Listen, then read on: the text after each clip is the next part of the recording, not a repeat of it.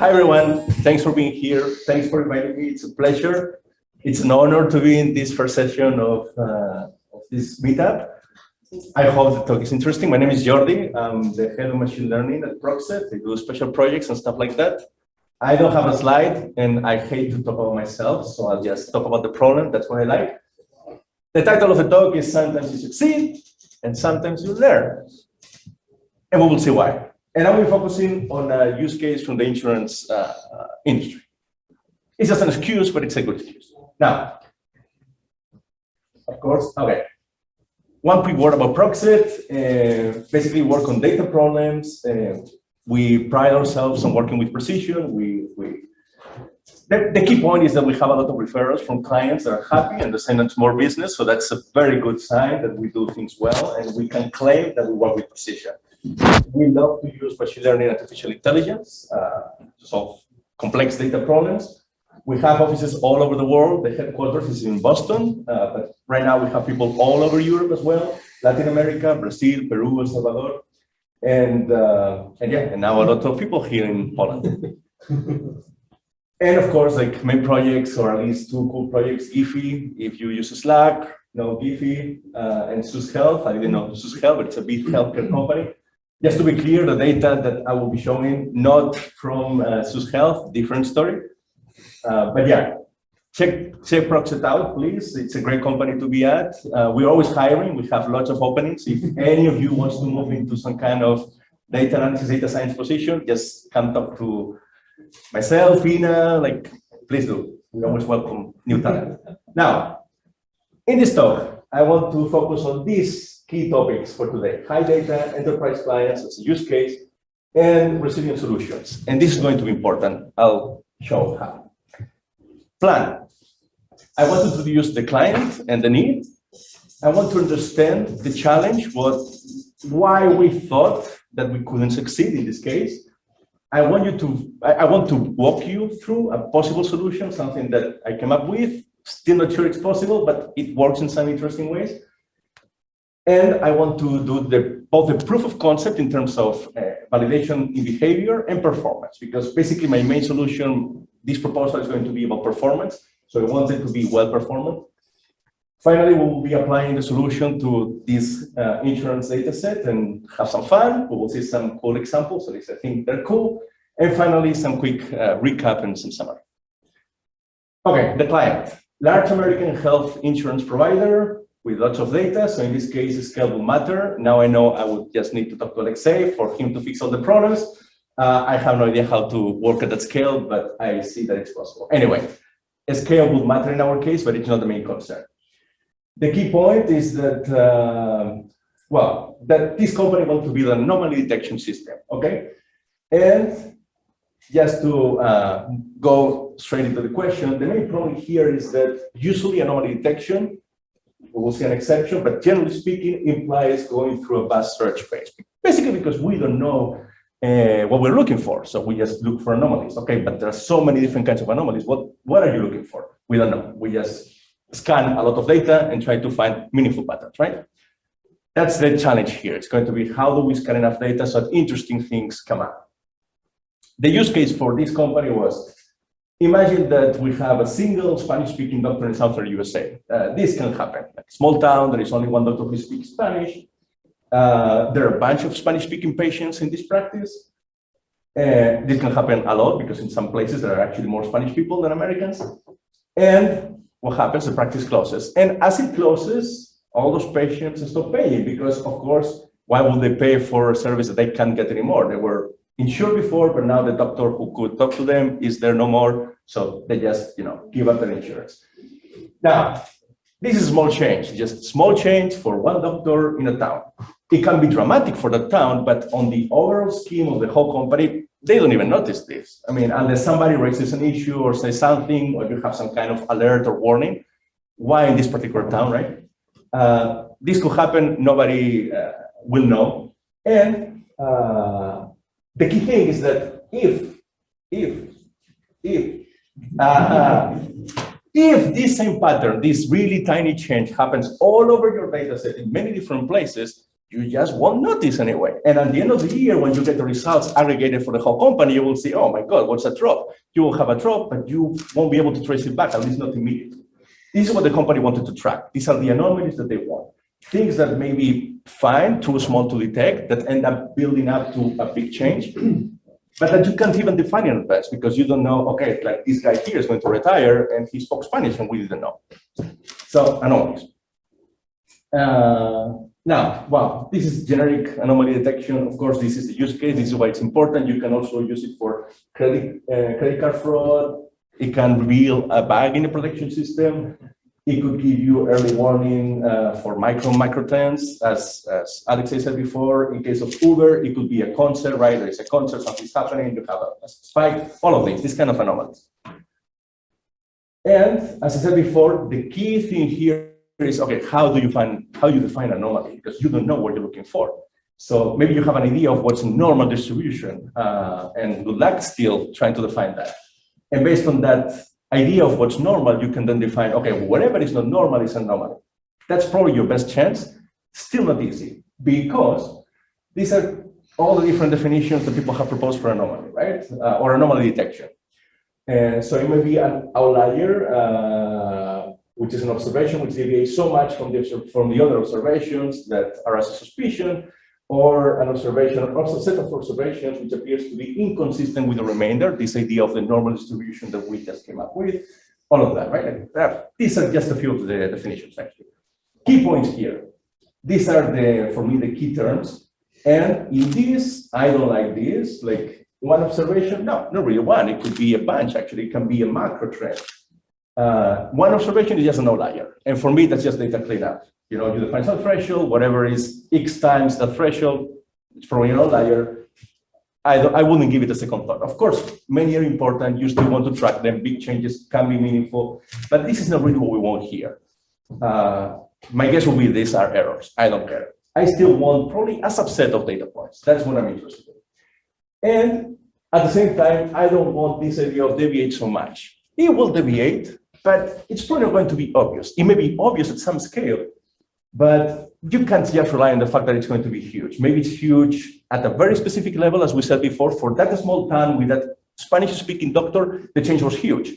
Yeah, once you already know that's the space you need to search for. But when you're searching the full space with all the features, that doesn't even make it. So you can rely on this idea of big deviation. Could be small. You still need to track it if there is a consistent behavior. So that's the key point here.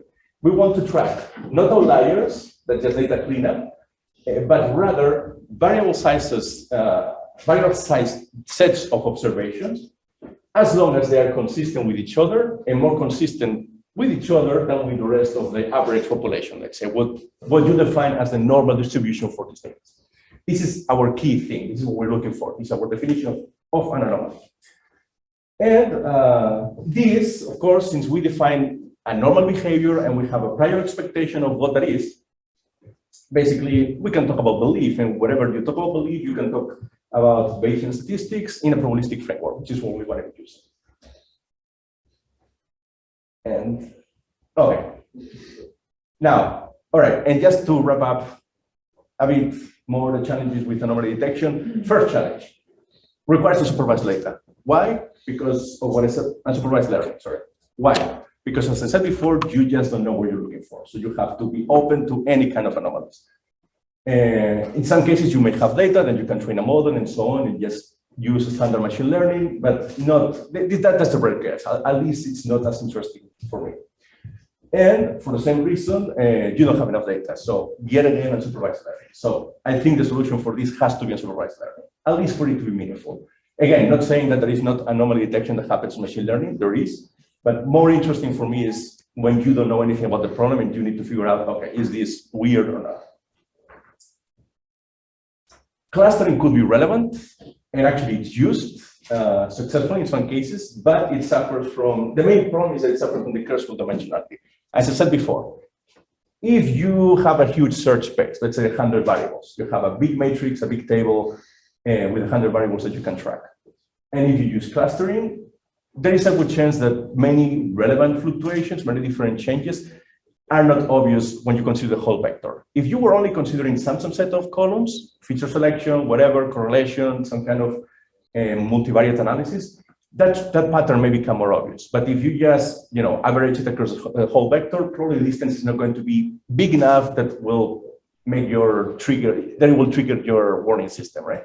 So that's the key problem here. Usually, many clustering algorithms just see outliers as noise. They don't even consider them, either exclude them explicitly or just don't have enough resolution to find them. And this is another key thing. The core idea, again, is that we don't know what we're looking for, so we need to explore all the possibilities, try all the different combinations of variables, and that's what has a high computation cost. And before getting there, let me say that this was the problem with the client, and it was actually the not succeed part of the title. The client wanted this, and we just weren't sure we could deliver. And as Alex had said, just don't commit if you don't know that you can do it. And we couldn't. There was actually two teams in the company. Some people thought it was impossible. Some other people, including me, thought, we don't know. It's probably worth a pilot, it's probably worth a check, but we really don't know. And because we didn't know and the company needed an answer, we decided to tell them, look, we don't know, but we offer to this pilot. And they went with a competitor. That's the not succeed part. What this told us is that, okay, there has to be a way. Like if somebody can promise they do this, assuming that they're doing the right thing and they're not over-promising, it means they have some way of doing this. So what are we missing, right? That was for us the key learning point. It's like, so somebody can promise that they can do this, why can't we? And why were we so convinced that this is not possible? From an engineering's perspective, if you have to explore this vast search space, basically you're facing this formula. I don't have time, I won't focus on the details. Let's just go here. This is the important part. That's like hands up, how many people understand this more or less? Okay, a cluster here, a few people here, okay. All right, I'll try to explain it the best I can. Probably a good question for later here, okay? So, mental checkpoint. All right, so again, matrix, big matrix with a lot of variables where we need to find anomalies, okay? It's dimension, each column in our matrix, okay? And this is every value in each of these columns. So we need to explore this whole space. And at the same time, we need to explore every combination of those columns. So imagine you have 10 columns. You want to check every two, okay? The first with the last, the second with the last, the first with the second, all of that. That's this part. In this part, you just take all the different values in the column. Sorry, it's column. And here, all the values in that column. And the problem here is that if the column has a continuous value, basically, you need to slice it because basically there is nothing you can discretize or iterate over. So what can you do? In this case, something simple, we're going to bucketize everything, right? So imagine we have the full set of values. We're going to create maybe 10 buckets, top, highest values, bottom values, another 8 in between, and we're going to iterate over that. This is our search space, okay? We're going to try many different combinations of every column and every value in that column. Now, the problem is that when you do that, basically you need to multiply first the columns, the values, the values in the columns. Let's say that you have one column with 10 values, okay? After discretizing, bucketizing, all of that. Another column with 10 values. And you need to compare all of them. So first value in one column with every other value in the column. 1 times 10, 2 times 10, and you end up with 100 combinations, okay? So that's here. 10 times 10, 100. If it was 2 values in one column, okay, that's only 20, but still, this multiplies. So as you increase the number of variables that you consider for each possible combination, it's going to grow larger and larger, and it's going to become a problem soon. Probably you shouldn't go any farther than, let's say 10, that's probably too much anyway. It's 5, 6. The key thing here is how many variables do I need to define an anomaly? That's the key point. I'll get back to that later. For now, just remember that here we're multiplying a lot of different columns and other variables, or the values, sorry. So that's going to be a big number. And this is for the different combinations, right? When you're doing combinations, this is not permutations. So order does not matter. We only compare unique columns, so each column only once. That's slightly better, no replacement either. But still, we're doing all the possible combinations. So if we have 100 columns to start with, not pretty. This number is just intractable. But let's say you can group them into maybe 6, up to at least 1 digit, no more than 1 digit, right? And ideally 5, 6. In my laptop, I've been able to get to 5 to 6. And here the key is, okay, if I have a bunch of variables that deal with time, let's say week, quarter, stuff like that. And again, you apply discretization. And let's say you have another bunch of variables that deal with money and so on, right? And demographics. Then what you do is you keep each of these slots for one of these groups of variables, right? And then that's what you combine. And if everything goes well, you won't have more than, or at least you won't be able to deal with more than 5, 6, 7, probably tops, such combinations, right? But this allows you to break the problem in a way that, okay, I know that I will be eventually be able to compare every variable, every separate variable in my model that can inform the others. Because sure, different financial variables, some may be not correlated, but a few will be correlated. You don't need to compare those, just one at a time. And the same for demographics, and the same for business, whatever, geography. So just consider one at a time. That narrows down the problem here. This term becomes smaller, and still, it's going to be a big number, that's for sure. But you start getting it under control. There is, though, a further problem that we will look into that still makes this intractable, because it's very easy to get in the millions here, in 1,000 here, and basically you're dealing with billions of combinations of variables. You don't want that. How do we solve that problem? This is what I just said. I don't think we need this right now. We may come back to this later. Okay. Yeah, it's what actually, right. Yeah, this we need. We're going to define this anomaly score, which is just the probability, the joint probability divided by the independent probability assumption, okay? For all the variables that we're considering. So let's say we have 3 slots. We're considering all the combinations of 3 columns in our data set, all the variables. So that means that here we're going to multiply 3 variables. Here, the joint probability that this particular combination over entire data set, these values, right? And what it's going to tell us is that it's kind of like the mutual information, not exactly, but a bit the same idea. It's like how related these variables are to each other. We are comparing this to what will happen by accident, right? Like if we had the first variable just, with the probability in the normal distribution, and the second variable with its probability in the normal distribution, and so on, we would just expect this amount of cases over an entire data set. But now imagine that we are actually observing many more, okay? That means that these variables are indeed correlated. That's the mutual information measure. So this is going to be what tells us this is anomaly. If this score gets greater, let's say, than 2 in this case, so double the normal probability, or less than half, which means that it's actually kind of an inverse correlation, so to speak, it means that it's an anomaly. Otherwise, it's just fine.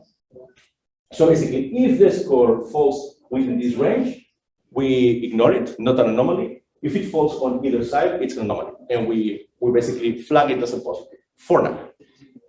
The key thing we're going to do is learn from this and say, every time we find something that is not an anomaly, we're going to learn that that's a rejected hypothesis, okay? We're going to store cache and reverse index that particular combination of variables so that whenever we are analyzing any higher order variable, we're going to skip this one. Because we already saw that this particular combination of variables was not meaningful. There was no mutual information. This particular combination is not interesting. So we don't have to compute it even as part of a bigger variable combination. We can just skip it. If there is anything to be learned in that higher order variable combination, we can learn it from the other variables that we haven't excluded yet here.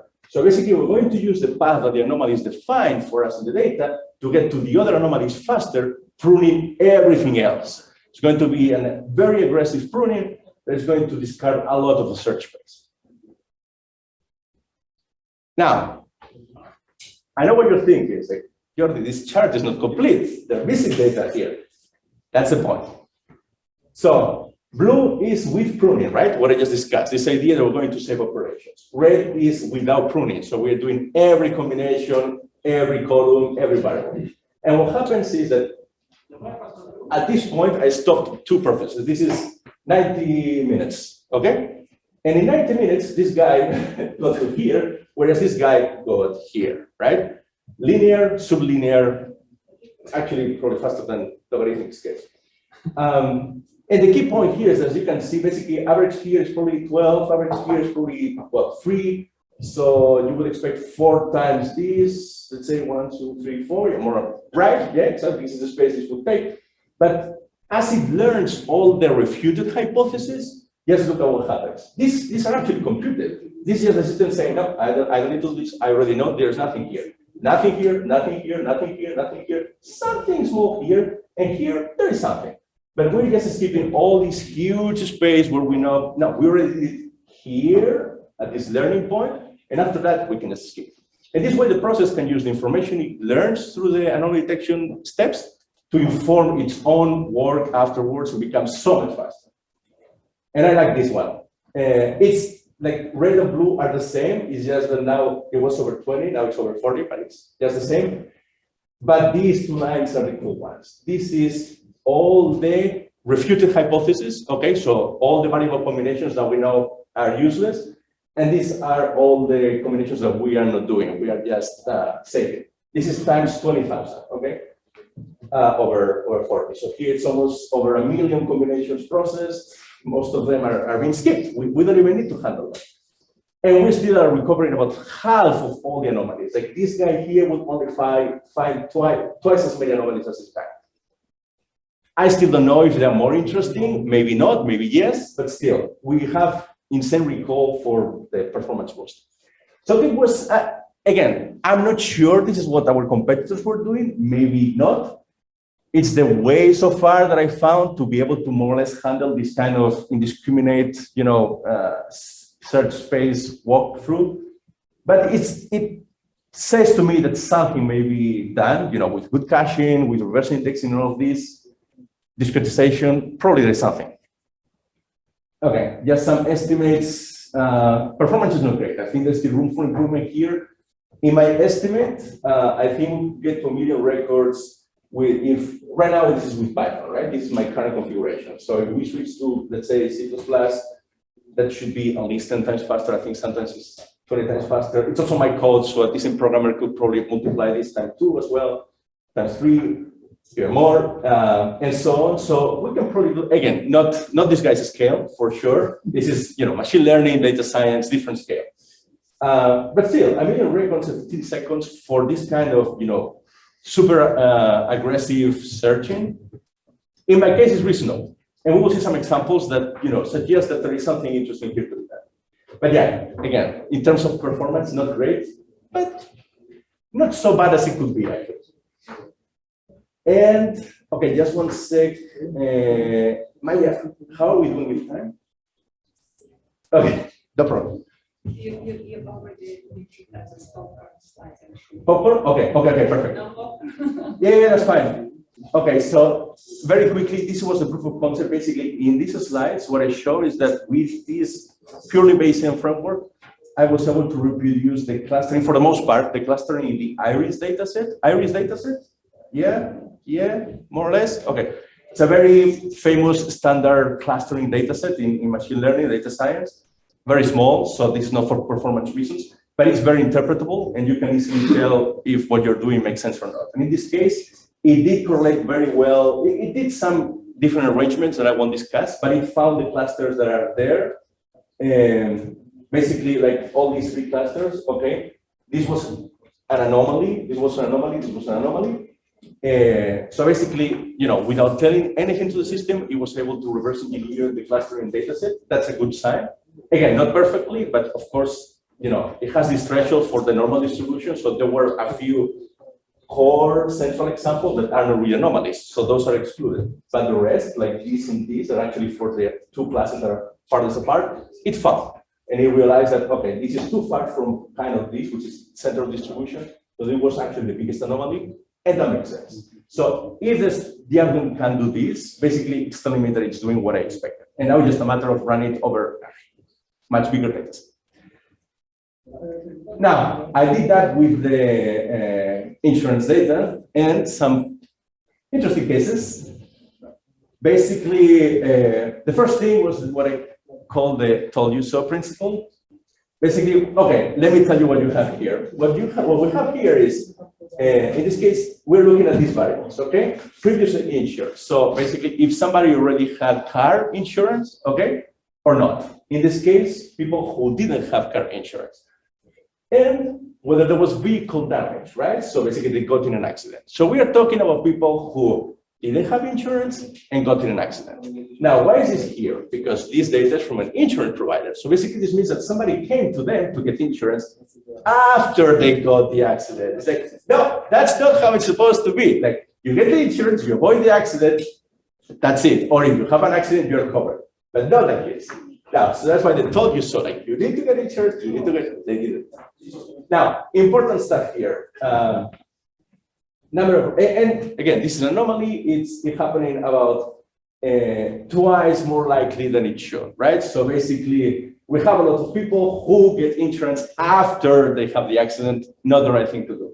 But it's quite common. It's like almost 200,000 cases. Talking about anomalies, this is not an outlier. This is not a single point. This is not small. This is like a huge chunk of data. So there's people who, you know, wait too late until they get the insurance. And this is actually super actionable. Maybe this is telling the company, okay, you need to advertise better to these people before they have the accident. Maybe you have to wait at intersections for them to have accidents, whatever it is. But this is probably something they can react to. It's a huge anomaly. It's big. It makes sense even at business scale. And it's right here. It's one of the ones that pop up. And again, 1.7, it's also a nice ratio, but it's not huge. If we remember before, we were talking about outliers as way deviated from the normal distribution. Sure, but sometimes they won't. Like, this is not so dramatic. It's noticeable, but it's not so dramatic. So being able to detect something that is not so far outside the normal distribution, it's still super relevant and it's a big chunk. That's super important. Now, oh yeah, I call this the idiot tax. This is another important case. Basically, I know this one. So vehicle age 1. So this means that they just bought a car, right? In this case, this particular variable is encoded in 3 values only. So 0 is a car that is less than 1 year. 1 is a car that is 1 to 2 years old. So it's almost a bad. They just bought the car. And 3 would be, 2 would be for cars that are more than 2 years, any kind, any length, okay? So relatively new car, got an accident, you know, it's come after an accident, and that's why you're paying basically 5. Like, this is out of 10, right? So it's right in the median. But again, it's, you know, it's definitely not in the bottom, it's definitely not at the top. It could be at the top, but it's still expensive. It's definitely expensive. Just think, over the whole range of values for premium, which can go very high, this guy is paying half right there. So yeah, not good. So congratulations, that's what happens when you have an accident with a new car. It's like, come on. And again, so basically 4.5, and it's 3.5 times more likely that you pay this much money if you have an accident with a new car. And the key thing here also, like this Bayesian statistics model is also good because it can give us an explanation. In this case, as you can see here, this 11 compared to 1 and compared to 6. Well, 6 is still relevant as well. So basically, we can see that for vehicle damage, definitely this particular premium, the target in this data set, the target column, is going to be high. So yeah, like usually damage means a higher premium. But the key factor is the vehicle age. You're paying more because it was a new car, you're an idiot, so this is what happens when you're an idiot. You pay more. Okay, and Maya, how much time do I have? 10? Oh, okay, we're good with that. Okay, so I can review a few more examples there, which is the fun part, actually. So, again, variables now are previously insured. So basically people who didn't have an insurance in Alabama and are paying actually the lowest possible rate. Lowest possible rate. Interesting here is that there is no age. Age was not relevant for this group. So it's not that, young people who get insurance haven't paid anything, haven't had an accident yet. Maybe those guys should be paying the lowest rate, right? But no, this is like everyone, independent of age. So say, okay, why the fuck, right?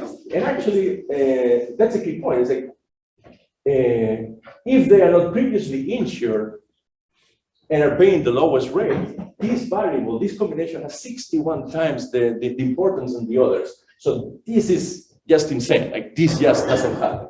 Like this is 7 times, so 6.3 times more likely than the baseline. So it's a massive deviation. This actually will qualify as an outlier. It's still 700 records outlier. So definitely not an isolated point. Something's happening in Alabama. But yeah, that's it. It's like super meaningful statistically, very strong association. Again, tied to Alabama. Why are they not paying more? I don't know. That's the key thing. But it's an interesting anomaly. What will happen here is maybe they have some kind of promotion, to attract people in Alabama. Or maybe just Alabama, which I think actually is a poorer state. So maybe, okay, we know we can't charge these people a lot of money, independent of age. So, even if they are not previously insured, we have to, make prices affordable. Maybe that's part of the thing. Maybe in Alabama, people just, don't buy insurance because they're from Alabama. So the only way to attract them is to really lower the prices. This could be different possible explanations, right? But the key thing is that this is going to start, okay, this is happening here, something's going on, please look into it. And with the explanations, we actually get a sense of what could be the important things. Of course, the more variables we could add to the matrix, the better. But still, this is the kind of intuitions that we'll get.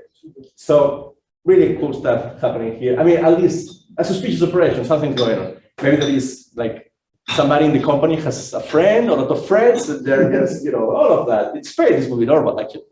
That's a normal distribution of space.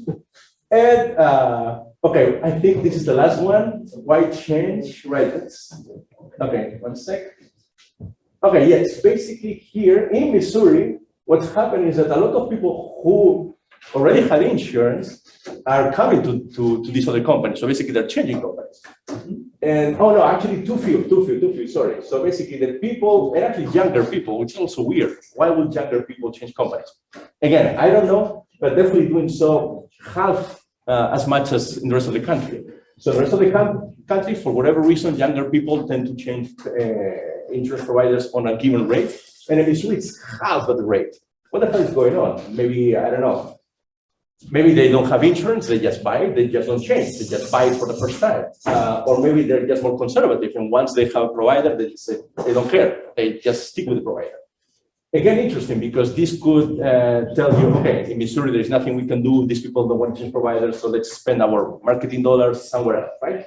Again, could be actionable, definitely worth looking into. And yeah, it's also interesting from an anthropological perspective, I guess. And there are some more. If we have time, I can come back to this. Actually, I think we'll have time. But just to wrap things up, just to do the recap here, and then if you want, we can actually have some more time for questions, or I can explain the things that I didn't explain. Recap. Okay, yeah. So key things that I want you to take away, right? In anomaly detection, we will always or often have to use unsupervised methods. As we saw before, we just don't know what we're looking for. We don't have a prior expectation. We may have a prior expectation of what's the normal distribution for our data set, but that's it. Like, how many different ways are there for data points to be different from normal distribution? Infinite. It's like, how do you scan that space? And again, I don't buy that outlier detection is anomaly. No, outlier is a subcase of anomaly detection, but anomaly detection is different. It has to be on subsets of data points, just not isolated data points. It is computationally expensive, as we saw, because of the product that we saw, right? When you multiply all the columns and then the factorial for the combinations, that's insane. But it can be formalized in a statistical probabilistic framework and brute forced with some assumptions if we reject a strong variable dependence. So basically, we definitely don't want to do all the columns because there is not a single anomaly that is going to be defined by all the possible columns of data, right? That's like saying that data is important, demography is important, business is important, car type is important, all of it is important at the same time. Not happening. Probably what's going to happen is 5, 6 variables, up to 7 maybe, very complex cases. Obviously, depends on the problem, but I think it's reasonable up to 5, 6 columns. That makes sense, doable, at least with the given performance requirements. So yeah, that's it. Definitely not the whole dataset. Now, on top of that, the way to do it is applying a cluster discretization. As I said, you just wouldn't be able to iterate over a continuous value. You have to take the columns and packetize them, bin them, whatever. Discrete values. Once you have discrete values, you can iterate over all of them. And as we saw before, the key point to get the speed up that we saw in the, right, in the line chart is to cache all the rejected hypotheses and make sure that you don't evaluate any of the hypotheses that contain something that you already know to be false. And after that, once you know that, you can just start pruning super aggressively all the different combinations to skip a lot of processing. If you do that, you will be able to reveal micro and macro patterns, which are the most interesting. As we saw before, 100,000 drivers doing the wrong thing, getting insurance after the accident. Come on, come on, come on. You could discover things like bias and fraud, or marketing issues, or marketing opportunities. And at some point, you can even reverse engineer domain expert knowledge. Basically, you'll be able to tell, okay, younger people do tend to get into accidents more often. Some states just don't have as much purchasing power or are more reluctant to get insurance. All of that, basically the kind of things that an expert will learn about the business over time as they work here. With this, you can get, I mean, of course, not a full picture, but some idea of what's going on fast. Again, not over a terabyte of data, but with an average size data science data set, you will get a good idea. And right, and another cool thing about using the Bayesian framework is that you can get the feature importance scores that we saw, right? That's super helpful to guide the discovery phase and understand which variables are really influencing the result, right? So I think that's very important and very nice. And I know I'm forgetting something, but this is the official end of presentation, but we can keep talking. Just let me think. Well, yeah, no, that's it. So finally, going back to the sometimes you succeed, sometimes you learn. We learned in this case. That's a good part. We can get a client that sucks, but now we have a better understanding of what could be done in this case, right? If the same client comes and asks us to do anomaly detection, okay, we have a few ideas as to what could be done. And if they don't mind paying for a bunch of computers running and evaluating variable combinations, we know we can also do some cool stuff in terms of discovery and exploratory data analysis. We didn't succeed. We are still the coolest company around. Proxet is awesome. So as I said before, you want to work in this kind of problems, this kind of data sets, whatever, try out ideas. Just talk to Ina, to me, as I said before, Maya, they're right there, cluster. You see that anomaly over there? That's Proxet. And yeah, and that's as I said, the official end. So we can try to answer questions, or if you have any remarks or proposals, happy to hear.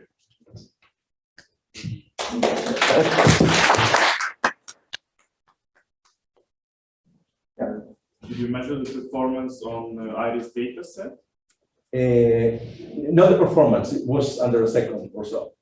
But I measured the clustering, so not the hard accuracy. I could come up with the numbers, I just didn't for this. It was for the clusters, for Setosa, for instance, about 47 of the instances were recovered, which is almost a full class, because it's 50-50-50, right? So you know you have to find 50 examples each. So for the biggest outlier, let's say, like actually, since just one sec, we'll get there. Okay, probably for now this one. So this is Setosa, this is versicolor, this is Virginica. Okay, these are the flower names. This is Setosa. For this one, almost all of them will recover. And as you can see, is the, as we said, the one further up. So the biggest anomaly, let's say. For this was actually the smallest one. I think it got this range, the ones farther from the central. But this central part, most of them, of course, were for versicolor and some for Virginica. And it was the main confusion, which makes sense. That's what you would expect. Not her numbers, but this is the general idea. As a proof of concept, this was like my unit test. Like if this passed, okay, it's fine, I'll do the performance test. If something wrong had happened here, I would have said, okay, different topic for the presentation. But yeah, this was it. Yeah. Okay, thank you. Sure. I have another question. Did you try to use some PCA or TSNE to reduce columns? No. No, that would be another option. Yeah, yeah. That's totally one thing that could be done. Yeah. Because then exactly, if you end up with, if you already start shrinking the number of columns that way, it becomes so much more scalable. Yes, yes, yes, yes. Exactly. Any kind of feature selection, yeah, principal component analysis, absolutely. Do you know what the winning solution? Winning solution? Yeah, because you said that For the Kaggle. for the whole problem, because you said you did not succeed with this project. Well, that's the thing. This was not a postmortem, but kind of had some spare time, decided to look into this. How would we approach it, right? It's kind of a lab thing, kind of a datathon, if you will. So we still don't have an official solution for this, right? We want. I think there is, as I said, I think there is something here. I think if you make this really scalable, it could be really helpful for informing data science work, right? Doing nothing, just letting the system tell you, okay, I see these things, does it make sense or not? Seems, potentially useful. Again, no official closed solution yet. Maybe at some point becomes a product, but not right now. Yeah. How much time did you spend for this proof of concept? Because actually, coding and everything, I mean, the presentation took the longest. 2 days, 3 days. But I already had some ideas from before. But this whole thing, like all the experiments and so on, 3 days. Yeah. So it was reasonable.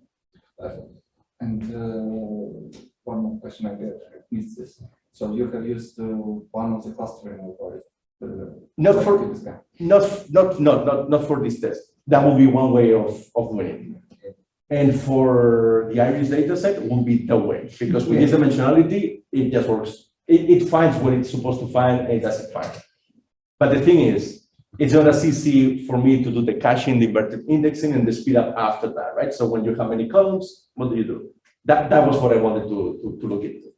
But yeah, for Iris, dbscan, even k-means, I guess, could give you something. For me, it was interesting this main problem. Right. But yeah, that's another thing. Like, just as you could use PCA to decrease the number of columns, probably some clustering used cleverly could also give you, a better idea of where to focus the search, right? Like what columns, what combinations you want to keep following, and then just keep pruning. But yeah, you can make the process even smarter. Yes. Don't you know your competitors, you see? We don't know. We don't know. Key question. Because maybe I'm inventing things that are not even possible. Yeah. I don't know. I'll try to find out, maybe. But yeah, definitely curious. Definitely, because maybe they are. Yeah, exactly. Maybe they're hitting this wall, and I can just sell this to them. Yeah. But yeah, no. What kind of infrastructure have you used? Or is only locally? Yeah, for now only locally. Yeah. I would like to run this kind of thing with proper number of machines and so on, bigger data set. Haven't even proof of concept, so haven't even tried. But yeah, would be nice, I think. One more question, because I saw the maximum value for anomaly score is 2, but I was trying to understand why. Okay. Yeah, that's a good question. Oh, well, we can use this one. Or No. oh, the formula, right? Yeah. Here the anomaly score is maximum is 2. No maximum. Like Okay. yeah, actually, okay, this one here is lower. Sorry. Let me think. But yeah, actually, it should be the not anomaly score. Sorry. This is if this is 1, this is not an anomaly. Okay. So we expect this to be higher. If it's higher, it goes here, and this is actually the anomaly. So, yeah. So sorry for the name, actually. But yeah, it's outside this range, and it can be 2, 8, 7. There was a 70 somewhere. It was insane. Yeah. And then the other way around. You understand? I think. Yeah. Have you tried or willing to try random touch forest, which is like basically standard in AWS? Isolation forests or different? Random touch forest. No, I haven't heard. I haven't tried and I haven't heard. So happy to discuss. Yeah. I as part of the research, I knew there was isolation forest. That's something. But again, more focus on outliers again than classes of a subset of observations that follow behavior, right? So that's why I said, okay, this is not what I can use, but maybe there is a different random cat thing that I can use. If so, happy to learn, always. Yeah, thanks. All right, pizza is there. So yes, you know, okay. This pizza is done. Thank you, Jordi. Sure. Thanks a lot. I want to remind you and tell that we have this activity that you can share anything, photo, video, something from Jordi's presentation or anything on your social networks and spread the word about our community, about this activity that we started that will help us a lot to spread this information if possible. And you can win prizes that we prepared for you, and you will receive it today after this final stage of our meeting. Okay, thank you all, and welcome. Thank you.